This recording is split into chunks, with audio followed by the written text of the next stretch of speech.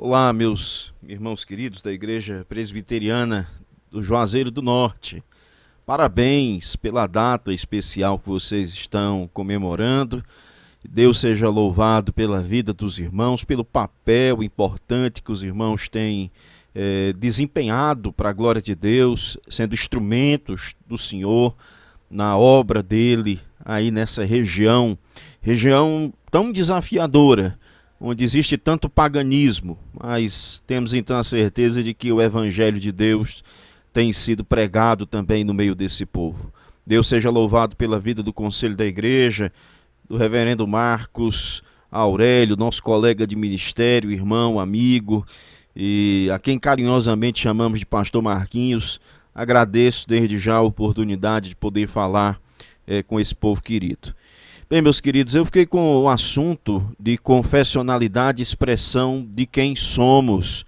E creio em Deus que será um tempo também proveitoso, né, para todos nós no exame desse estudo. Eu vou então passar aqui para vocês uma tela de slide que irá guiar, né, a nossa reflexão. Mas antes vamos orar, pedir graça ao Senhor para que Ele nos ilumine nesse instante.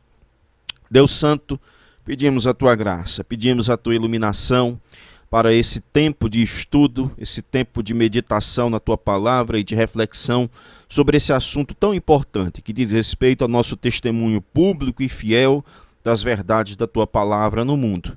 Assim nós te pedimos, Senhor Deus, e agradecemos em nome de Jesus. Amém. Irmãos, nós vamos meditar sobre esse assunto, confessionalidade como expressão de quem somos. O texto que nós vamos ler é o Salmo 78, para a gente extrair o princípio e depois analisar junto com outros textos da palavra de Deus. Meu nome é Macena, eu sou pastor presbiteriano, pastoreio a Igreja Presbiteriana do Cambeba, aqui na zona sul da cidade de Fortaleza, na rua Joaquim de Figueiredo Filho, 214, bairro Cambeba. Se os irmãos estiverem em Fortaleza, já tem um lar onde podem congregar e participar da família de Deus junto conosco. Será uma honra receber os irmãos do Juazeiro do Norte conosco aqui em Fortaleza. Bem, eu vou projetar então aqui o Salmo 78 para a gente acompanhar a leitura, mas se você tiver com a sua Bíblia, acompanhe na sua Bíblia, no seu dispositivo eletrônico, enfim. Vamos então ler essa passagem. A passagem do Salmo 78, do verso 1 a 11, diz assim: escutai, povo meu, a minha lei. Prestai ouvidos às palavras da minha boca. Abrirei os lábios em parábolas e publicarei enigmas dos tempos antigos. O que ouvimos e aprendemos e o que nos contaram nossos pais, não encobriremos a seus filhos. Contaremos à vindoura geração os louvores do Senhor e o seu poder e as maravilhas que fez.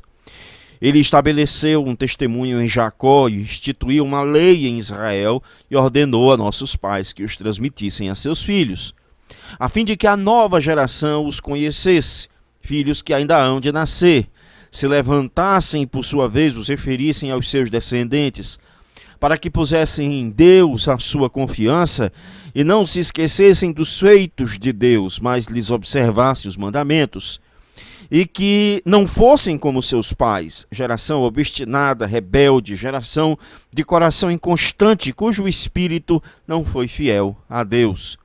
Os filhos de Efraim, embora armados de arco, bateram em retirada no dia do combate.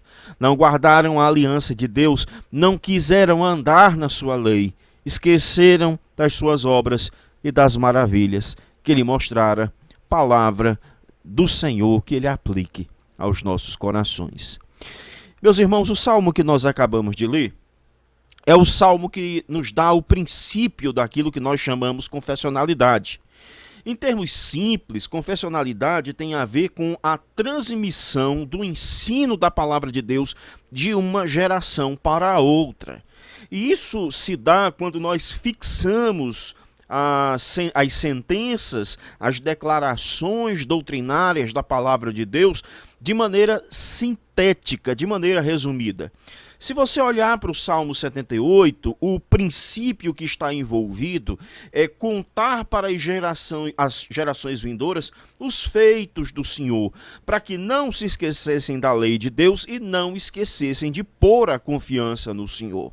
Ou seja, é um princípio bíblico que nós devemos resumir os atos de Deus, resumir os atos poderosos de Deus, transformá-los em poesia, transformá-los em sentenças de sabedoria, sentenças doutrinárias, sentenças didáticas, para transmitir de uma geração para outra, para ensinar aos nossos filhos. Esse é o sentido mais básico que orienta a confecção de catecismos, de credos e de confissões ao longo do tempo. Nós chamamos isso de confessionalidade, porque é aquilo que nós praticamos, nós resumimos aquilo que acreditamos e confessamos publicamente esses fatos. É isso que basicamente nós chamamos de confessionalidade.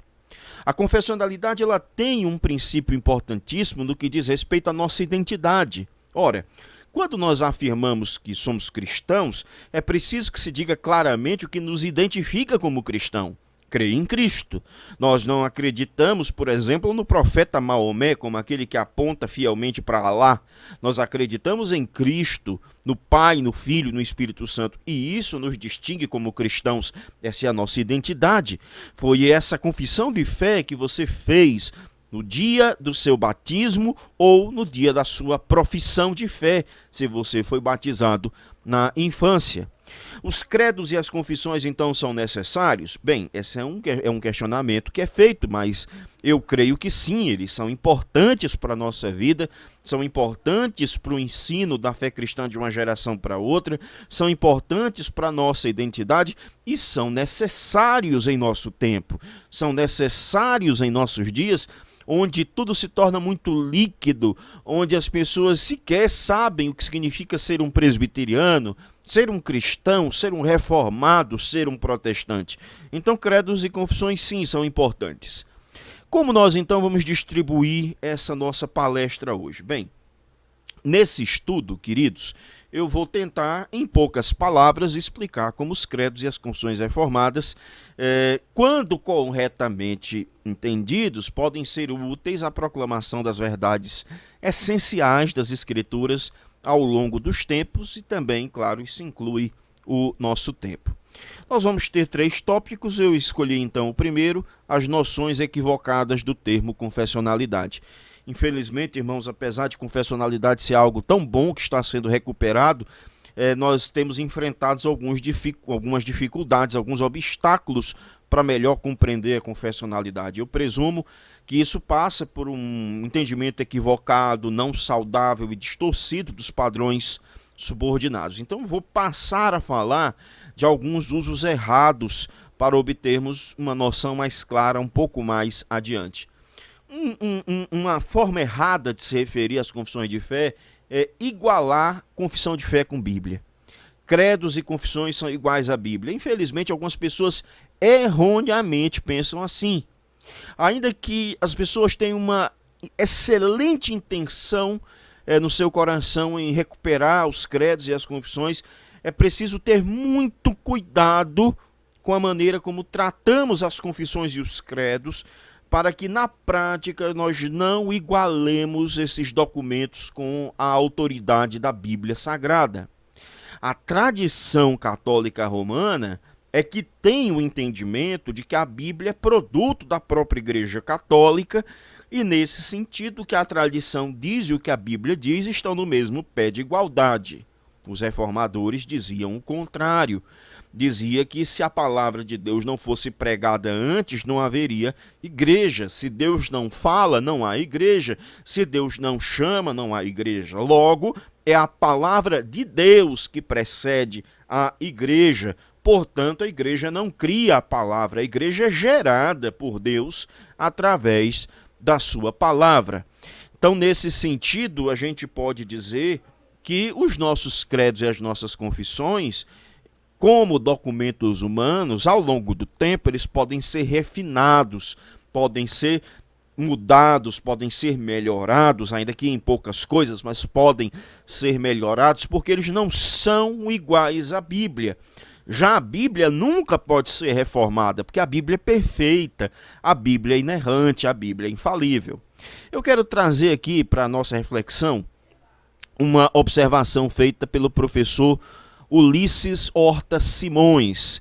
É uma observação muito importante que ele faz, dizendo o seguinte: quando nós falamos que apenas a Bíblia é inerrante e as confissões são documentos humanos, isso apenas significa o reconhecimento de que inerrante e infalível só a Escritura em seus originais.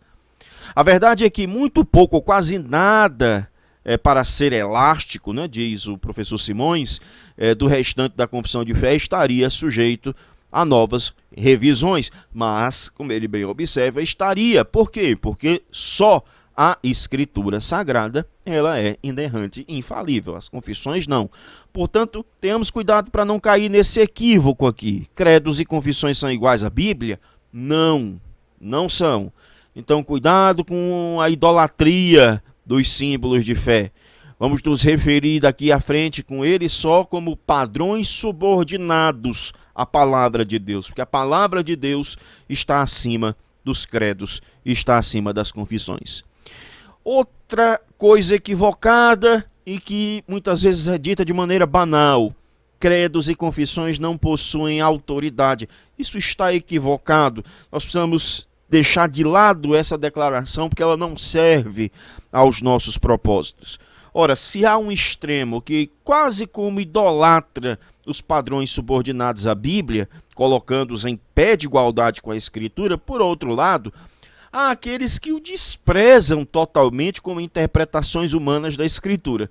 Bem, eu presumo que essas pessoas que dizem que credos e confissões não são importantes porque são expressões humanas, então eu presumo que também a interpretação que elas têm da Bíblia também não é importante, porque a declaração delas é humana, então não tem importância o que elas estão dizendo.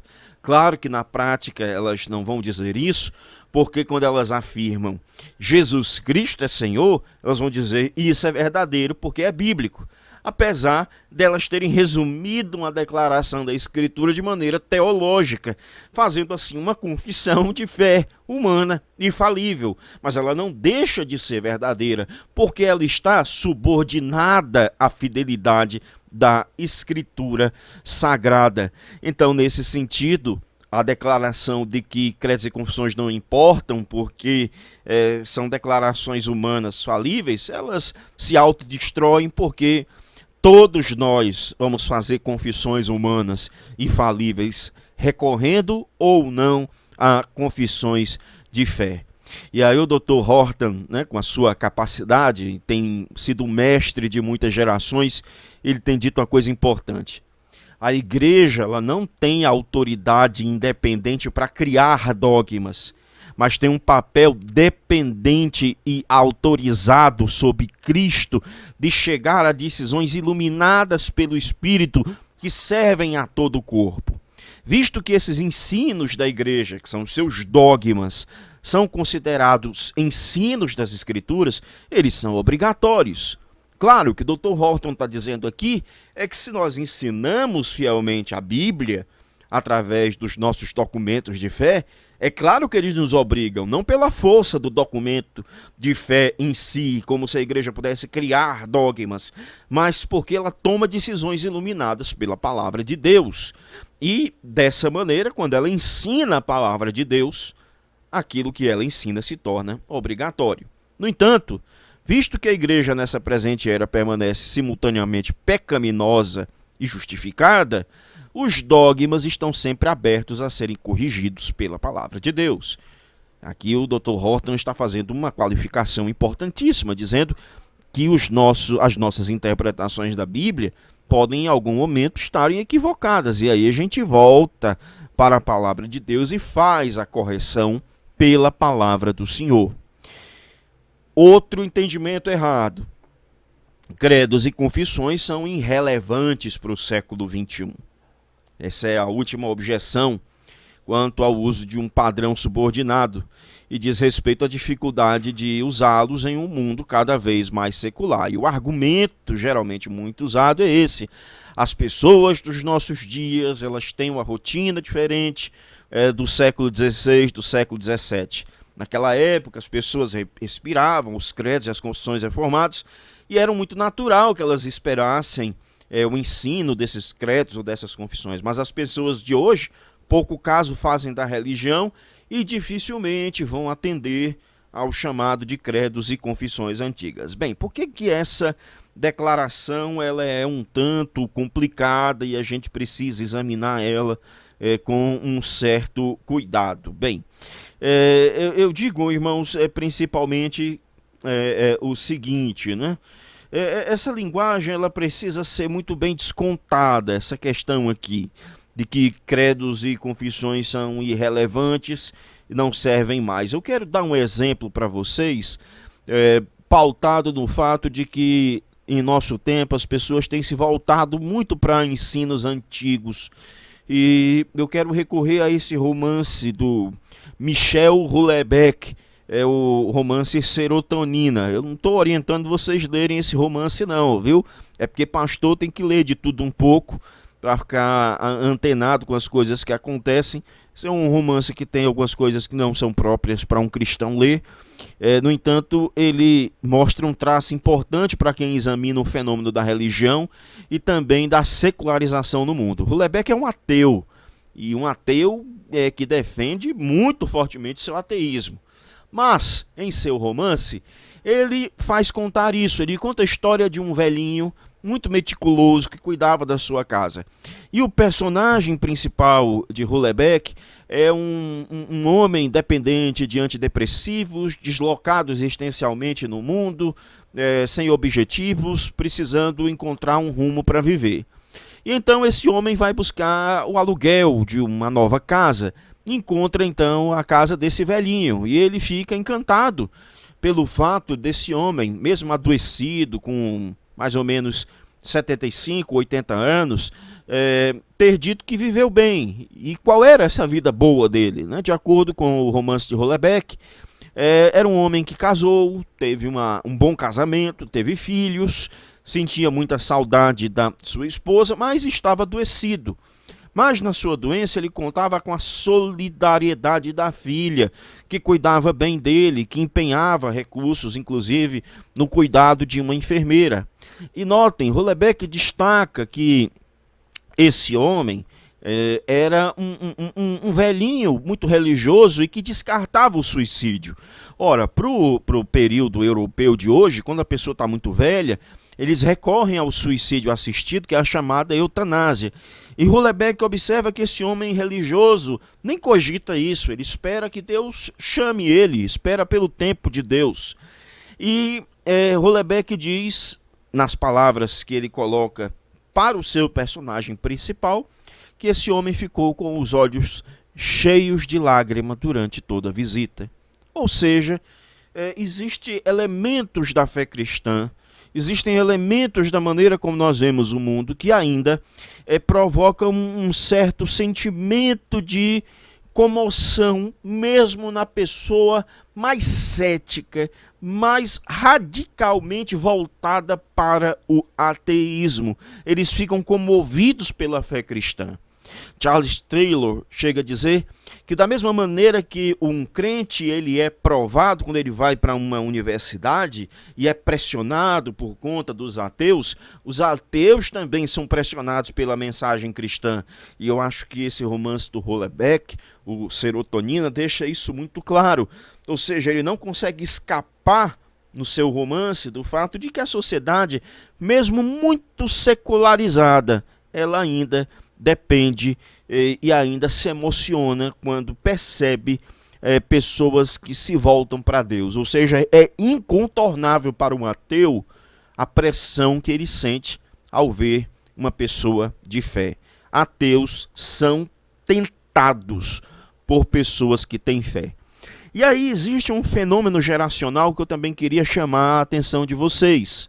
Não vou fazer muitas explicações, mas aqueles que fazem a gestão empresarial, aqueles que estudam a sociologia da nossa sociedade, fazem uma separação de gerações. Geração Y, geração Z. E para ser bem simples, o fato é que essa geração Y e Z é a geração dos conectados, principalmente a geração Z. É a geração que já nasceu nesse contexto de conexão e um contexto que já viu o 11 de setembro, já viu as crises, já viu, por exemplo, a pandemia do coronavírus. Ou seja, é uma geração que tem uma certa insegurança, tem uma certa incerteza, mas eles têm a internet, então eles procuram o conhecimento na internet. Eles não dependem mais do professor lá da universidade, eles não dependem só do pastor da igreja, eles não dependem só do pai. Ele vai lá na internet, ele dá um Google e ele acha. E há um fenômeno interessante, é que muitos jovens, através da internet, estão se voltando para a fé reformada, estão se voltando para crenças antigas. Daí porque Houellebecq, sendo um ateu, observa que há um movimento de encantamento da geração mais nova com essa geração mais antiga, que tem fé, que confia em Deus, que descansa em Deus, que descansa no Senhor. E o que eu quero dizer com isso, irmãos, é que os credos e as confissões encontram eco nessa nova geração Z. Vocês não têm ideia da quantidade de jovens que estão descobrindo pelas redes sociais, pela internet, pelas mídias, por palestras que estão disponíveis, por livros que estão disponíveis. Essa meninada está mergulhando nisso.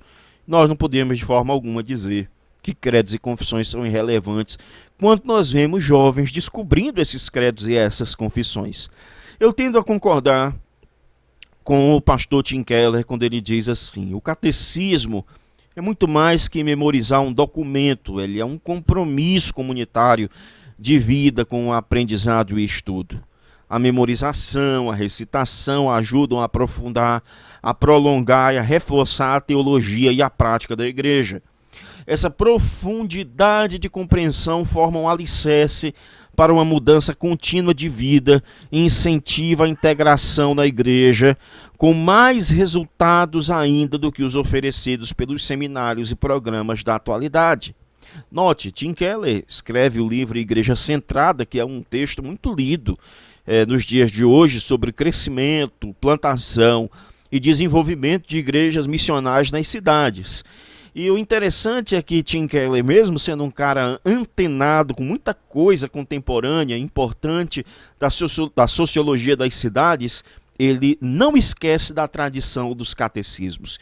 E ele afirma categoricamente que muito mais do que um programa da atualidade de como desenvolver a igreja, de como trazer a igreja à maturidade espiritual, de como aprofundar o discipulado da igreja, os credos e as confissões ocupam uma posição destacada nesse ponto. Lógico, então, é uma extrema bobagem dizer que credos e confissões não fazem parte e que não são importantes para os dias de hoje. Um segundo princípio que eu quero adotar com vocês aqui é o princípio bíblico e histórico das confissões reformadas. Ou seja, uma vez que já estamos bem alertados acerca de como não usar uma confissão de fé, agora nós estamos prontos para ter uma noção bíblica e histórica acerca do papel da confessionalidade reformada. E aí eu quero tratar alguns pontos, sendo que o primeiro é esse. O papel de uma confissão reformada é resumir as doutrinas da Sagrada Escritura. Aí eu quero recorrer aqui, claro, a um princípio que Paulo deixa para Timóteo, que é o princípio das sãs palavras. Ensina o padrão das sãs palavras, a pregação da fé cristã. É precisamente esse princípio, somado ao princípio do Salmo 78, que nos dá a noção de confessionalidade. Em outras palavras, como bem diz Carl Trueman, credos e confissões representam declarações públicas das crenças de uma igreja, uma denominação em particular, sobre os ensinos da Escritura Sagrada.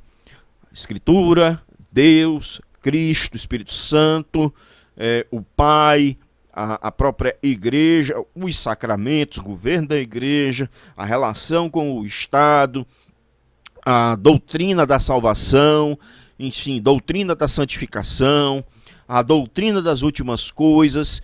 Enfim, quando nós resumimos esses pontos fundamentais da doutrina, esse sistema de doutrina de forma sintética, na forma de uma confissão de fé, nós então adotamos o padrão de sãs palavras, adotamos o princípio da confessionalidade. Deixa eu dar um exemplo aqui para vocês. Por exemplo, em Romanos 5, o 17 ao 19, o apóstolo Paulo diz assim: se pela ofensa de um só e por meio de um só reinou a morte, muito mais os que receberam a abundância da graça e o dom da justiça reinarão em vida por meio de um só, a saber, Jesus Cristo. Pois assim como por a ofensa de um veio o juízo sobre todos os homens para condenação, assim também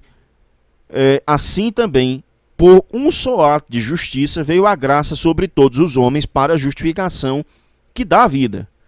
Porque, como pela desobediência de um só homem muitos se tornaram pecadores, assim também por meio da obediência de um só, muitos se tornaram justos.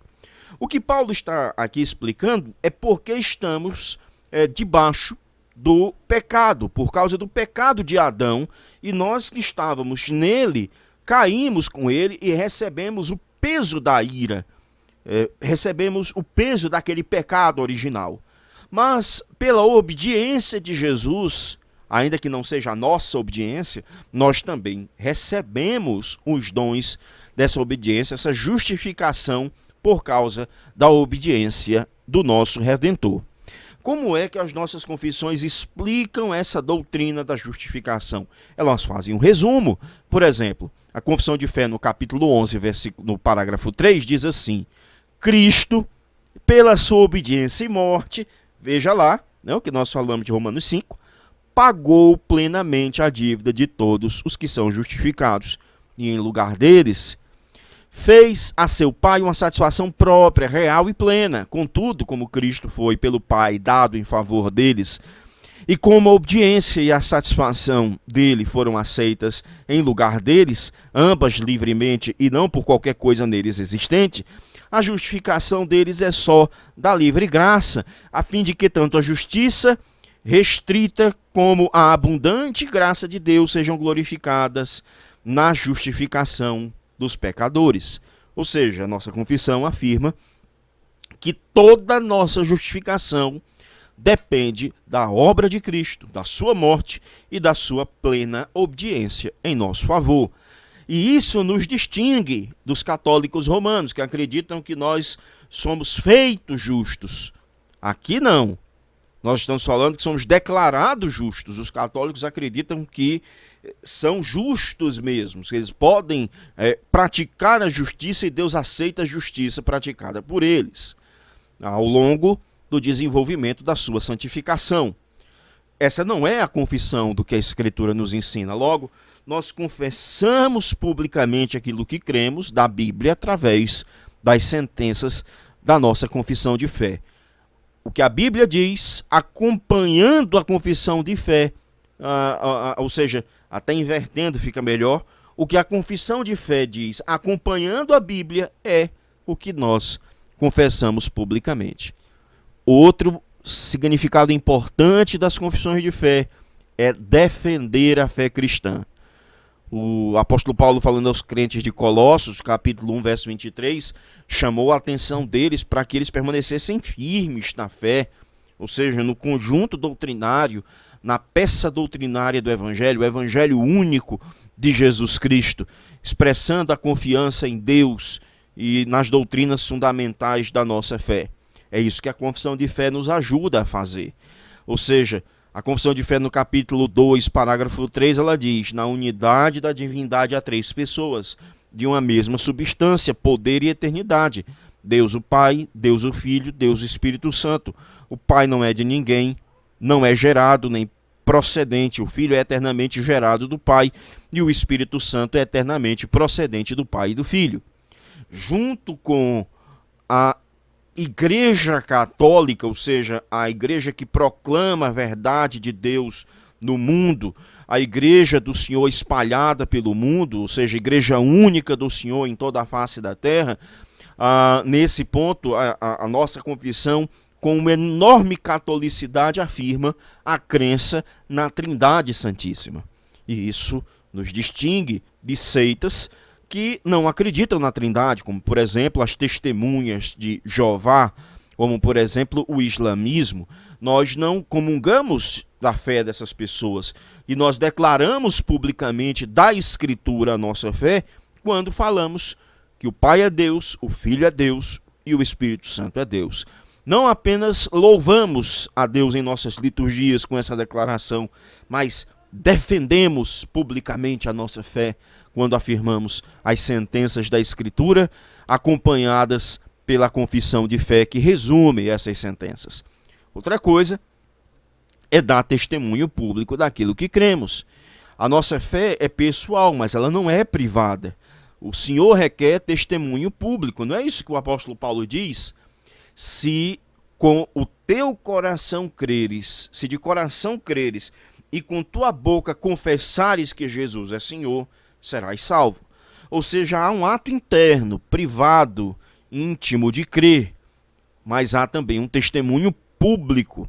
Isso nós vemos no batismo do eunuco, quando Filipe diz, você crê que Jesus é o Filho de Deus? Ele então concorda e é batizado.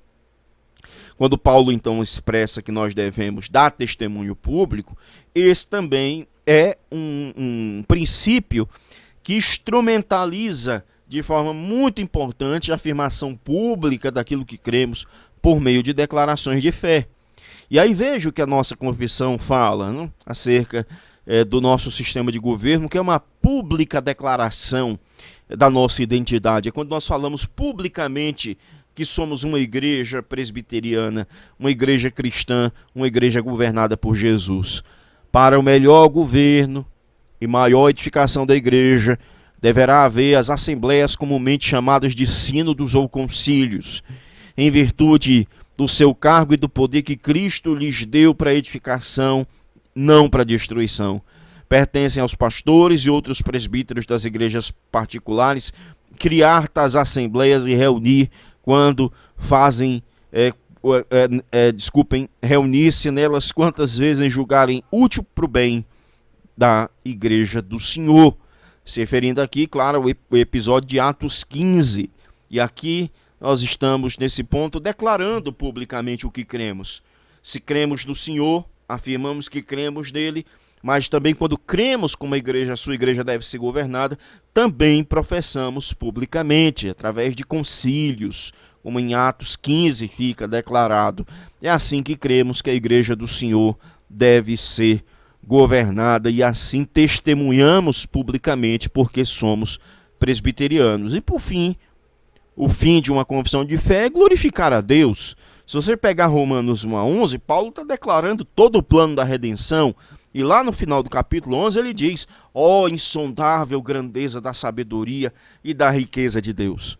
Eu aprendi bem cedo com o meu mestre Mauro Meister, o Dr. Mauro Meister, no CPAJ, de que toda teologia é concluída com doxologia, com louvor a Deus.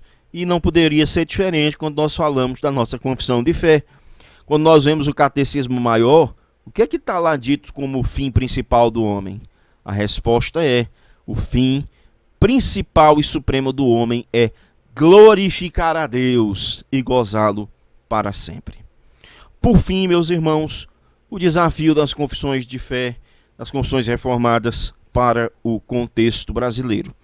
Nos últimos 10 anos, nós temos visto algo muito importante acontecer no mundo evangélico, que é essa ressurgência robusta, né, do calvinismo, da ortodoxia saudável. E esse movimento está para além das denominações. Pentecostais, tradicionais, emergentes, comunidades independentes experimentam em algum nível a recuperação das doutrinas da graça ou os 5 pontos do calvinismo. Isso é muito importante, mas também traz muitos desafios. O primeiro desafio é nos mantermos coerentes com o somente a Escritura. Quando nós nos valemos de credos e confissões, é preciso fazer uma qualificação muito bem feita para deixar claro que a confissão de fé é um documento humano e que a palavra de Deus é inerrante e infalível e ela nunca vai ser revisada. É um equilíbrio que nós precisamos ter na mais alta visão, na mais alta conta, a alta visão da Escritura Sagrada. Isso vai ser o nosso ponto de equilíbrio. Quando isso acontece, uma confissão nunca estará em pé de igualdade com a Escritura. Por outro lado, a autoridade daquilo que pregamos também não é esvaziada como mera opinião, pois assim como os nobres de Bereia, nós vamos verificar se aquilo que nós estamos dizendo está amparado nas Sagradas Escrituras.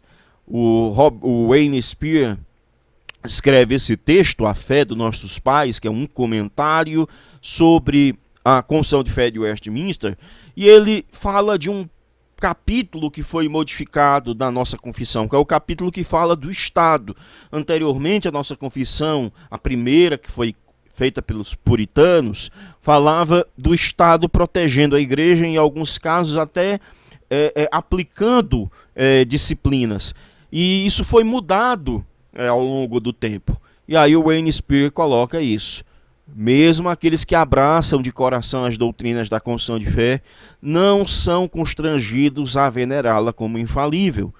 Quase todos os presbiterianos atualmente acreditam que a confissão errou ao dar demasiada autoridade ao governo civil sobre a igreja e o seu corpo de líderes. Ora, por que essa declaração é importante?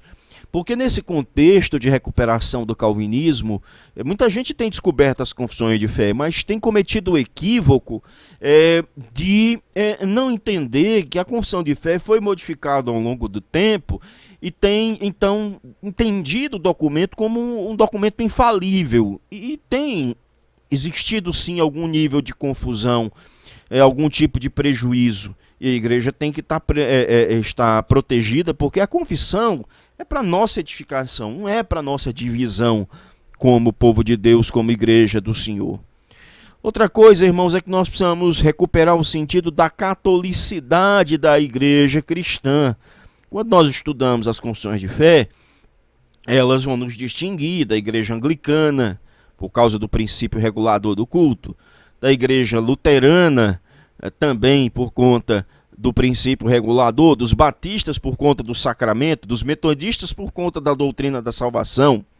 Mas quando nós falamos de catolicidade da igreja, nós estamos falando de doutrinas que existem na nossa confissão e que são confessadas por todos os cristãos ao longo do tempo. E por isso nós precisamos ter muito cuidado para não achar que só nós temos a verdade. E isso não é de forma alguma correto.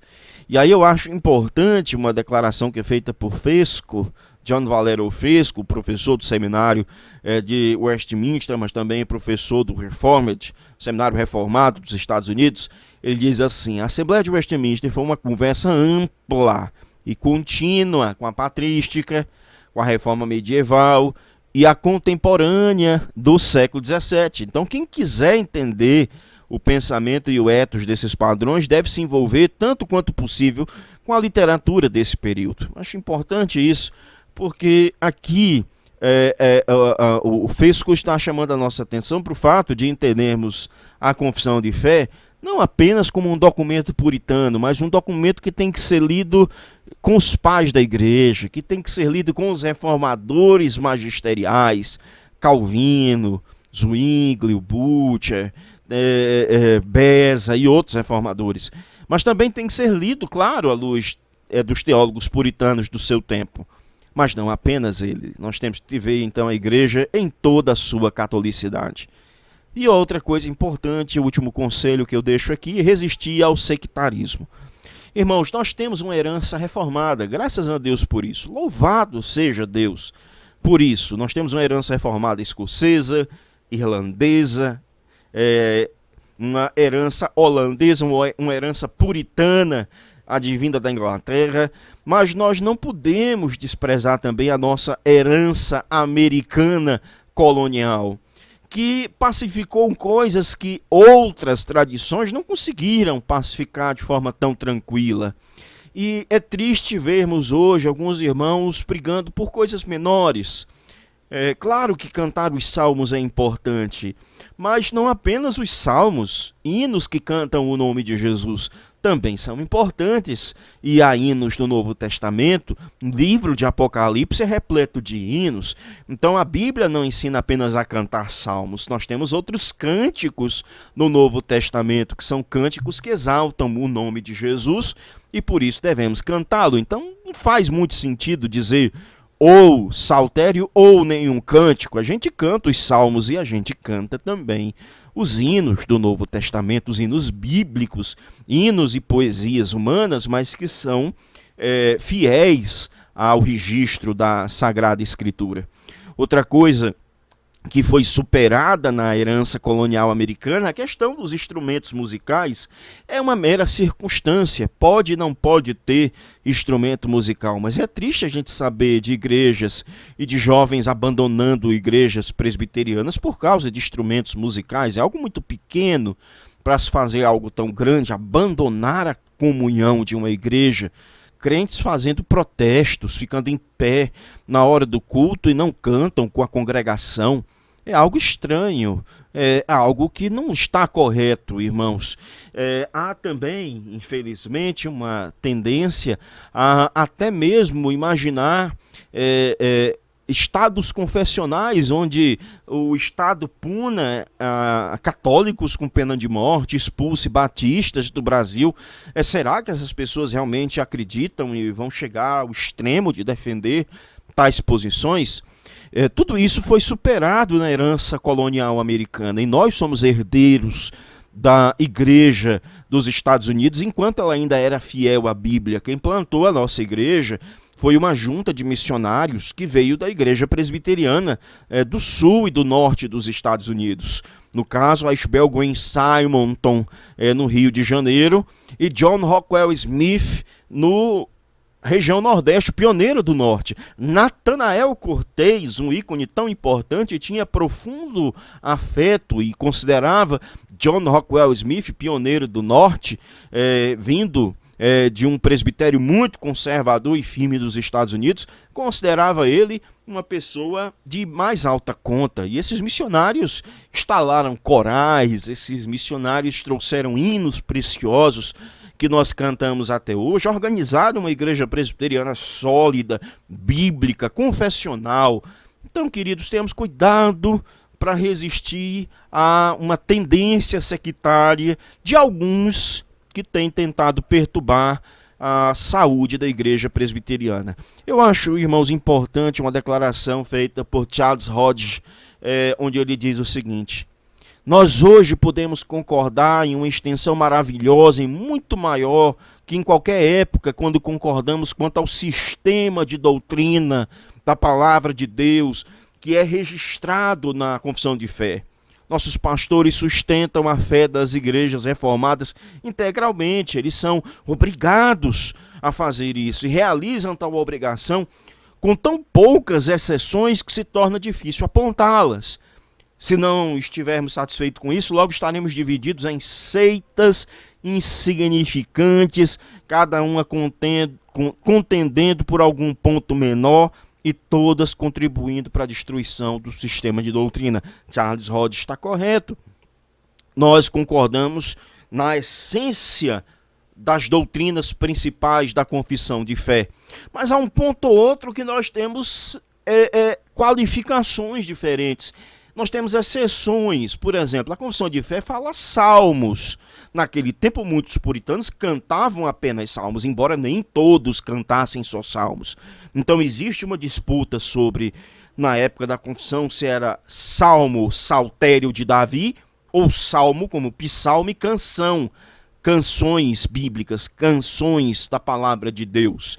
Existe um debate muito interessante e importante sobre isso. Eu acho que a gente nunca vai chegar a uma conclusão sobre esse debate, mas é importante saber que essa palavra pode ser interpretada, e se a gente começa a brigar por cada palavra da confissão de fé, aí nós vamos nos dividir em seitas e o Charles Hodge diz uma coisa importante, né? Logo estaremos divididas em seitas insignificantes, contendendo por um ponto menor ou outro e uma doutrina que não é a mais importante da confissão de fé. Então eu quero concluir esse estudo com vocês respondendo a seguinte pergunta: o que é um presbiteriano confessional? O presbiteriano confessional, em primeiro lugar, não iguala a sua confissão de fé com a Bíblia, porque sabe que a Bíblia foi dada por inspiração divina, enquanto as confissões são testemunhos teológicos não canônicos e podem ser revisados ao longo do tempo. A que nós temos é uma confissão revisada ao longo do tempo. 2. O presbiteriano confessional não despreza a confissão, porque sabe que o testemunho da verdade precisa ser amparado na autoridade da Escritura. Então nós falamos da confissão de fé porque ela é bíblica, falamos dela porque ela ensina doutrinas bíblicas de maneira fiel. Terceiro ponto, o presbiteriano confessional, a despeito da linguagem mais técnica, a confissão possa ter um ponto ou outro, não considera esses padrões irrelevantes. A gente estuda um pouco mais para entender. Mas tendo em vista a desilusão desse mundo relativista, o passado confessional tem sido muito atrativo, muito atraente, inclusive para jovens, e nós não podemos perder a oportunidade de termos um legado tão rico e desprezá-lo. Então, o presbiteriano confessional ele não despreza o seu padrão de fé. O presbiteriano confessional ele quer ter a palavra de Deus no coração e ele quer dar sincero testemunho público das suas doutrinas, defender a fé e quer exaltar a Deus, glorificar o Senhor. O presbiteriano confessional não se cansa de buscar mais entendimento da Bíblia, conhecer mais a catolicidade da sua fé e não vive contendendo por questões menores, adiáfaras ou indiferentes, como por exemplo a questão da salmodia. Nós vamos cantar os salmos, irmãos, vamos cantar a palavra de Deus e vamos cantar também o nome de Jesus, o nosso Senhor e nosso Redentor. Não vamos brigar por essas coisas, vamos nos manter unidos em nome de Jesus e para a glória do Senhor Jesus Cristo. Bem, aqui fica a bibliografia que a gente usou para esse estudo, né, aí à disposição de quem depois quiser estudar um pouquinho mais, e assim nós concluímos, né, esse nosso estudo da confissão de fé na igreja. Deixa eu só fazer então a transição aqui para essa outra câmera, poder falar melhor com vocês e me despedir. Queridos, muito obrigado pela oportunidade. Deus abençoe muito você, meu irmão, pastor Marcos, pastor Marquinhos, querido irmão. Deus abençoe muito a igreja do Juazeiro do Norte. Sejam um povo fiel ao Senhor e sustentem a fiel confessionalidade, o ensino fiel da palavra de Deus, da palavra do nosso Senhor. E Deus muito abençoe a vida de cada um. Em nome de Jesus. Amém.